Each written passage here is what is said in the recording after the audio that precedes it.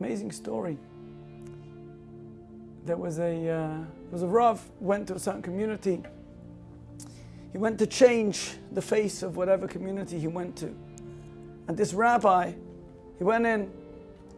First thing he noticed is that the facilities, the shul there was a wreck. He said, we have to fix this up. So he decided to make a campaign, and he was going to get everybody together for Purim that coming year. So what did he do? Basically, he made it, there was going to be a special event, there was going to be a Megillah reading, and he already started to make some headway, collected some funds, and he went around, and actually a certain fate, certain bazaar, he found this painting, a Jewish painting, which had a beautiful, beautiful image of a Magen David, the whole scene over there. And he bought it, and he put it on top of the stain on the wall in the shul.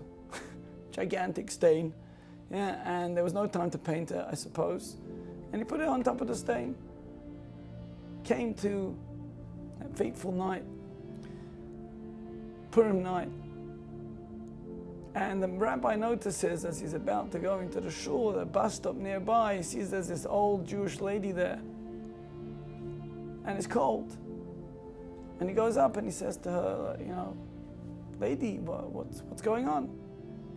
Waiting for a bus. Well, when's the bus coming? In about 3 hours. So why should you sit out here in the cold? Come into our shul. She comes in. First thing she notices is the painting on the wall. And she freezes.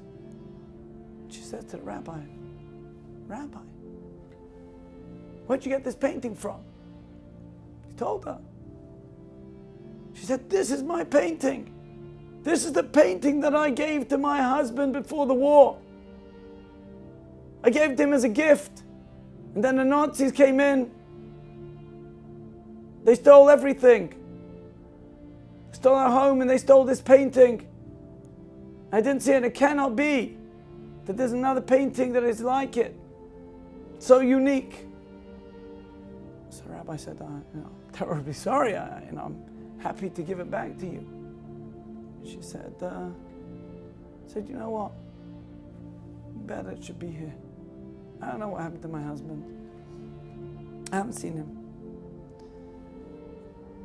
I tried to track him down. Better it should be here in the shul. She started crying. And that was that. And the Rav said to her, don't take a bus home. Where'd you live? I'll give you a ride home. He gave her a ride home. They spoke more about the painting. They spoke more about the Holocaust and what she'd been through. Then the rabbi came back to Shul. It was almost exactly time now for the Megillah. So he got up there and he's starting getting ready to read the Megillah, and all of a sudden, streams of people were walking in, and one man suddenly stops. He says, where'd you get this painting? It was an old man. The rabbi turned around to him and he said, why'd you ask? He said, because my wife gave me a painting exactly like this before the Holocaust. And then I lost my wife. She disappeared, never saw her again. And until today, it's impossible. There cannot be another painting like this in the world. This is my painting. This was my gift. Where'd you get it? The rabbi said, listen. Let's just read about the destruction of Haman, and then after that we'll give you an answer to your question. Of course, you can guess the end of the story.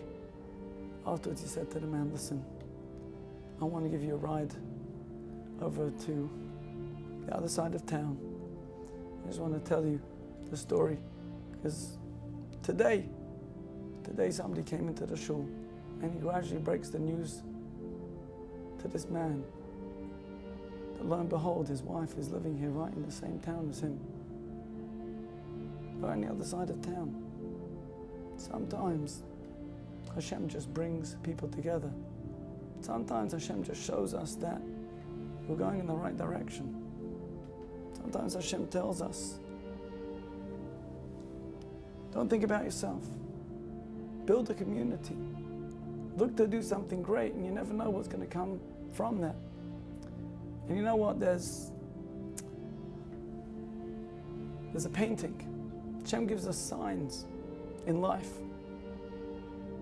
So the Jewish people and Hashem compared to a marriage, husband and wife.